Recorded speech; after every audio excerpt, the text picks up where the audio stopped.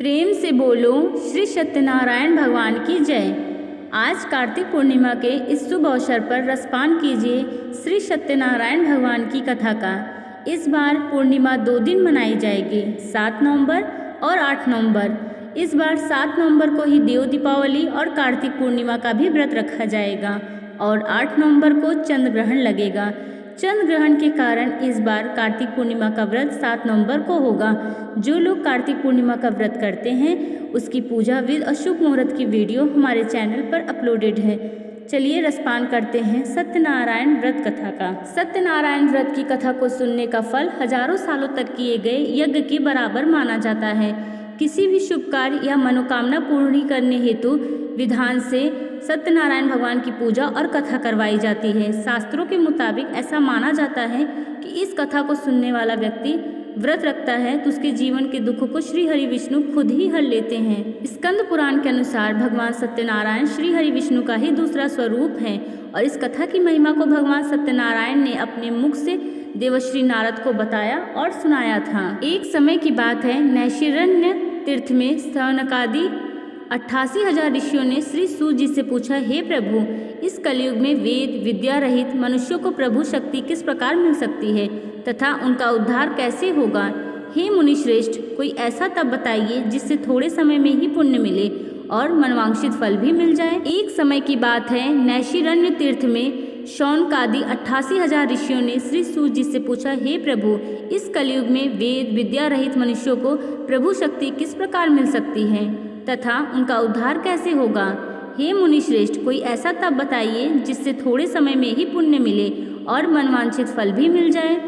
इस प्रकार की कथा सुनने की हम लोग इच्छा रखते हैं। सभी शास्त्रों के ज्ञाता सूत जी बोले, हे वैष्णव में पूज्य, आप सभी ने प्राणियों के हित की बात पूछी है, इसलिए मैं एक ऐसे श्रेष्ठ और व्रत के बारे में आप लोगों को जरूर बताऊंगा जिसके बारे में नारद जी ने लक्ष्मी नारायण जी से पूछा था और लक्ष्मीपति श्री हरि ने नारद जी से कहा था। अब आप भी इसे सुनिए। एक समय की बात है, नारद जी दूसरों के हित की इच्छा के लिए अनेक लोकों में घूमते हुए मृत्यु लोक में जा पहुँचे। यहाँ उन्होंने अनेक योनियों में जन्मे सभी मनुष्यों को अपने कर्मों के अनुसार पीड़ा झेलते हुए देखा।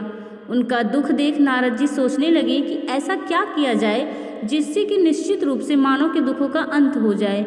इसी विचार पर मनन करते हुए वह विष्णु लोक में गए। वहाँ वह नारायण की स्तुति करने लगे और बोले, हे भगवान, आप अत्यंत शक्ति से संपन्न हैं, निर्गुण स्वरूप सृष्टि के कारण भक्तों के दुख को दूर करने वाले हैं, आपको मेरा प्रणाम। नारद जी की स्तुति सुन विष्णु भगवान बोले, मुनि श्रेष्ठ, आपके मन में क्या बात है, उसे निसंकोच कहिए। इस पर नारद मुनि बोले कि मृत्यु लोक में अनेक योनियों में जन्मे मनुष्य अपने कर्मों के द्वारा अनेकों दुख से दुखी हो रहे हैं।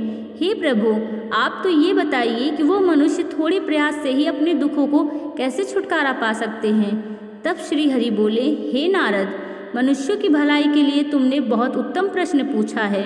स्वर्गलोक एवं मृत्यु लोक दोनों में एक दुर्लभ उत्तम व्रत है जो कि पुण्य देने वाला है। आज प्रेमवश होकर मैं तुमसे कहता हूँ, श्री सत्यनारायण भगवान का व्रत अच्छी तरह विधान पूर्वक करके मनुष्य तुरंत ही यहाँ सुख भोग कर मरने पर मोक्ष पाता है। श्री हरि के वचन सुन नारद जी बोले कि उस व्रत का फल क्या है प्रभु और उसका विधान क्या है। यह व्रत किसने किया था, इस व्रत को किस दिन करना चाहिए, आप सब कुछ विस्तार से बताएं।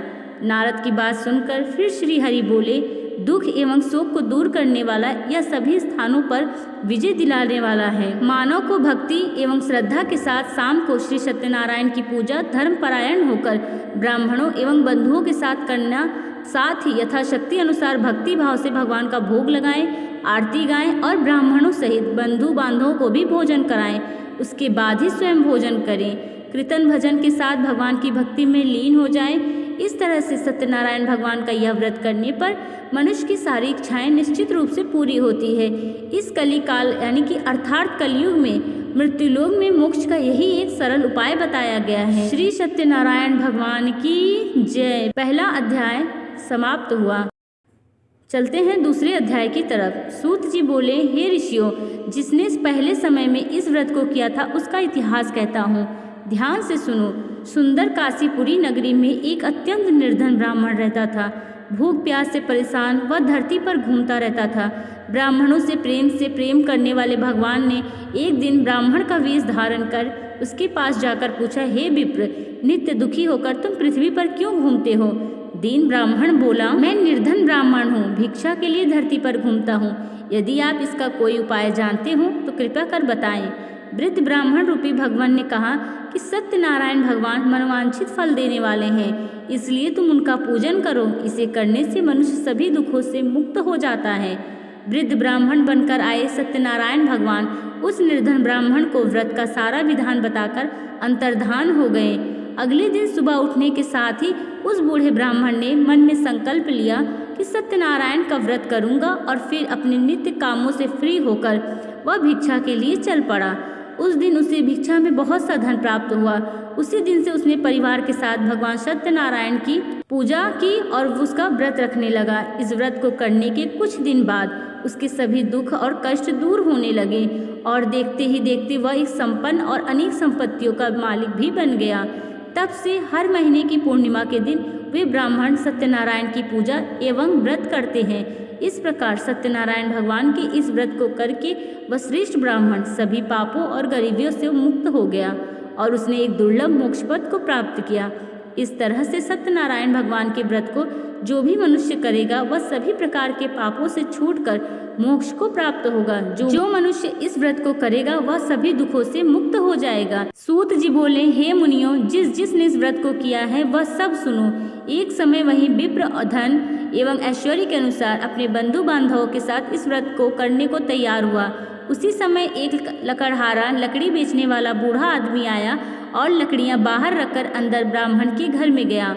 प्यास से दुखी वह लकड़हारा उनको व्रत करते देख विप्र को नमस्कार कर पूछने लगा कि आप यह क्या कर रहे हैं तथा इसे करने से आपको क्या फल मिलेगा, कृपया कर मुझे भी बताएं। ब्राह्मण ने कहा कि सब मनोकामनाओं को पूरा करने वाला यह सत्यनारायण भगवान का व्रत है। इनकी कृपा से ही मेरे घर में धन धान्य आदि की वृद्धि हुई है। विप्र से सत्यनारायण व्रत के बारे में जानकर लकड़हारा बहुत प्रसन्न हुआ और चरणामृत लेकर वह प्रसाद खाने के बाद वह अपने घर गया। लकड़हारे ने अपने मन में संकल्प किया कि आज लकड़ी बेचने से जो भी धन मिलेगा उसी से श्री सत्यनारायण भगवान का उत्तम व्रत करूंगा।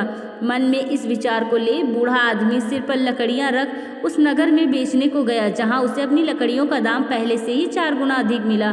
बूढ़ा प्रसन्नता के साथ पैसे लेकर सत्यनारायण भगवान की मूर्ति और व्रत की अन्य सामग्रियां लेकर अपने घर गया। वहां उसने अपने परिवारजनों को बुलाकर विधि विधान से सत्यनारायण भगवान का पूजन और व्रत किया। इस व्रत के प्रभाव से वह बूढ़ा लकड़हारा धन पुत्र आदि से युक्त होकर संसार के समस्त सुख भोग अंतकाल में बैकुंठ धाम चला गया।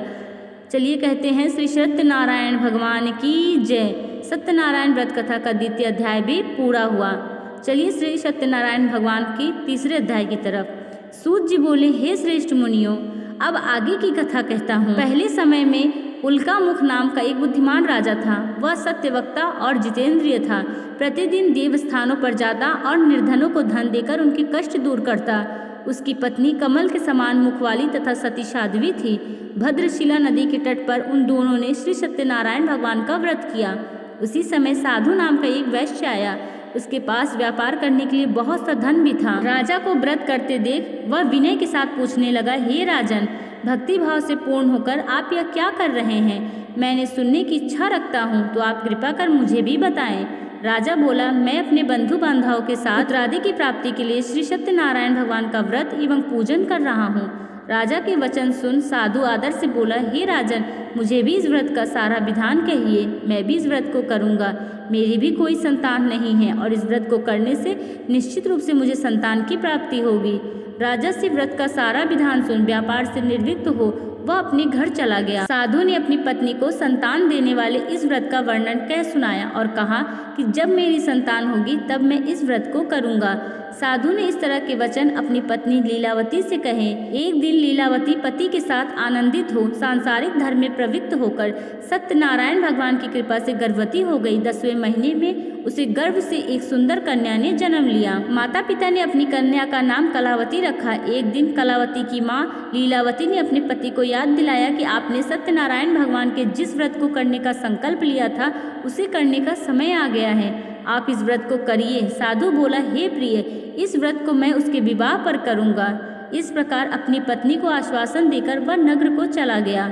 साधु ने एक बार नगर में अपनी कन्या को सखियों के साथ देखा तो उसको लगा कि उसकी कन्या अब विवाह योग्य हो गई है और उसने कन्या के योग्य वर ढूंढना शुरू कर दिया। एक दिन साधु की बात को ध्यान में रखते हुए एक नगर में पहुंचा। वहां देखभाल कर लड़की के सुयोग्य वाणिक पुत्र को ले आया। सुयोग्य लड़के को देख साधु ने बंधु बांधवों को बुलाकर अपनी पुत्री का विवाह कर दिया। लेकिन दुर्भाग्य की बात ये कि साधु ने अभी भी श्री सत्यनारायण भगवान का व्रत नहीं किया।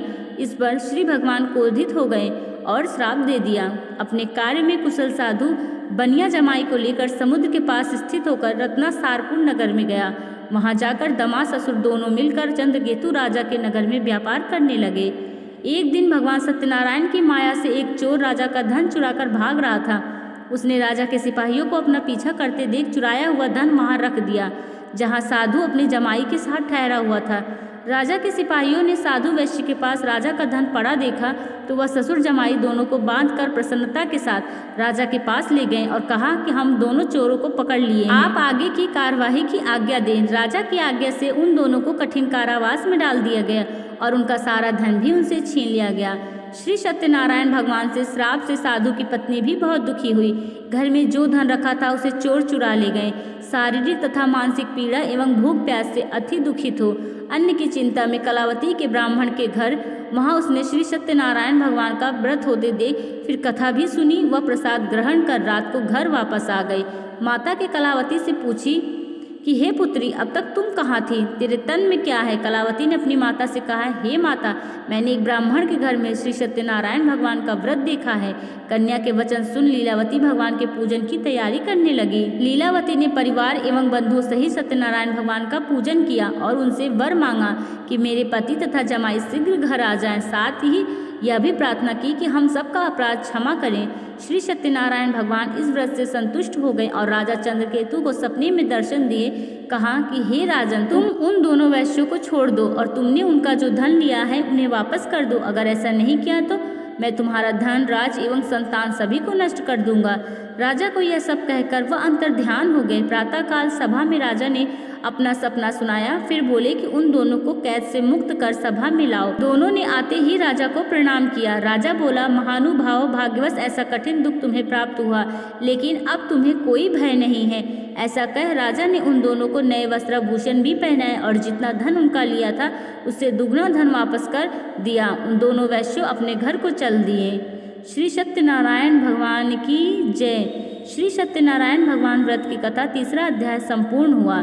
चलते हैं चतुर्थ अध्याय की तरफ। दूत जी बोले, वैश्य ने मंगलाचार कर अपनी यात्रा आरंभ की और अपने नगर की ओर चल दिए। उनके थोड़ी दूर जाने पर एक दंडी वेशधारी श्री सत्यनारायण ने उनसे पूछा, हे साधु, तेरी नाव में क्या है? अभिवाणी वणिक हंसता हुआ बोला, हे दंडी, आप क्यों पूछते हो? क्या धन लेने की इच्छा है?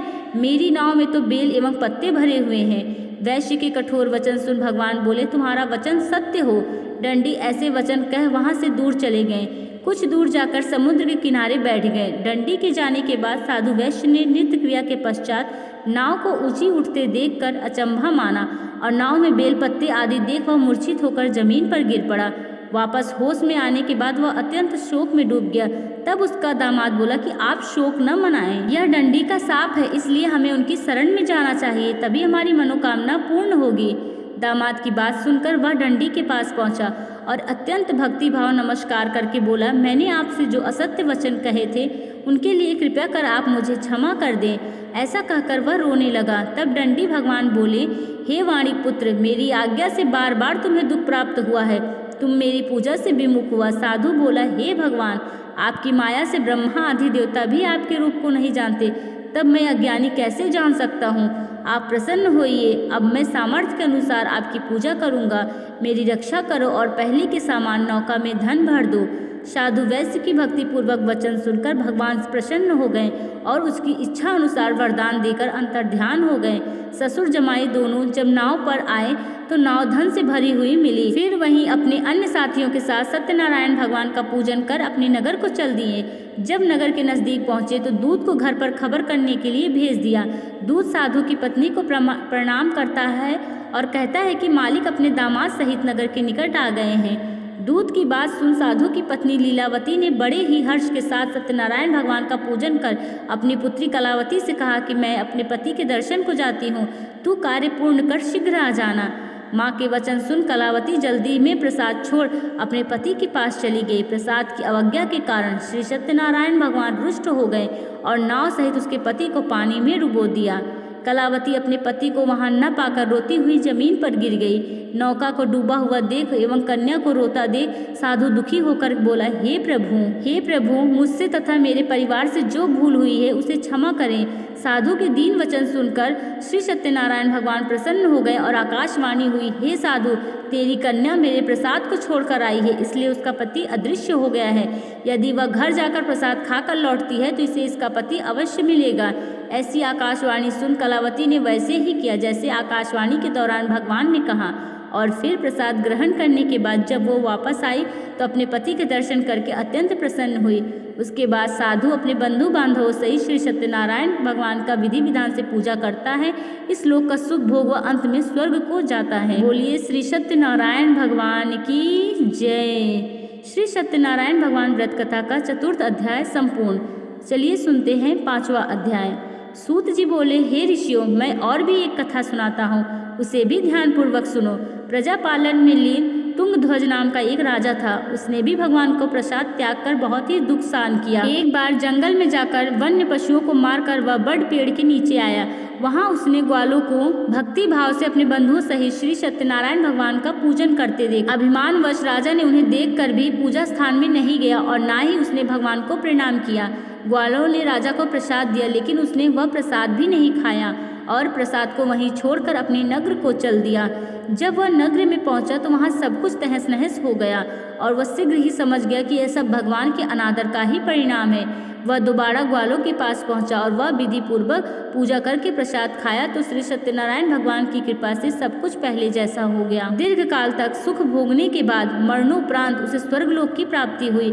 जो मनुष्य परम दुर्लभ से इस व्रत को करेगा तो भगवान सत्यनारायण की अनुकंपा से उसे धन धान्य की प्राप्ति होगी। निर्धनी धनी हो जाता है और भयमुक्त हो जाता है, जीवन हो जाता है। संतानहीन मनुष्य को संतान सुख मिलता है और सारे मनोरथ पूर्ण होने पर मानव अंतकाल में वैकुंठ धाम को जाता है। तब सूत जी बोले, जिन्होंने पहले इस व्रत को किया है अब उनके दूसरे जन्म की कथा कहता हूँ। वृद्ध सतानंद ब्राह्मण ने सुदामा का जन्म लेकर मोक्ष की प्राप्ति की। लकड़हारे ने अगले जन्म में निषाद बनकर मोक्ष प्राप्त किया। उल्कामुख नाम का राजा दशरथ होकर वैकुंठ को गए। साधु नाम के वैश्य ने मोरध्वज बनकर अपने पुत्र को आरे से चीरकर मोक्ष पाया। महाराज तुंगध्वज ने स्वयंभू होकर भगवान में भक्ति युक्त होकर कर्म कर मोक्ष पाया। कथा सुनने के बाद सभी ने श्रीहरि का झुककर प्रणाम किया। 5वां अध्याय समाप्त होता है। चलिए एक बार कहते हैं, श्री सत्यनारायण भगवान की जय।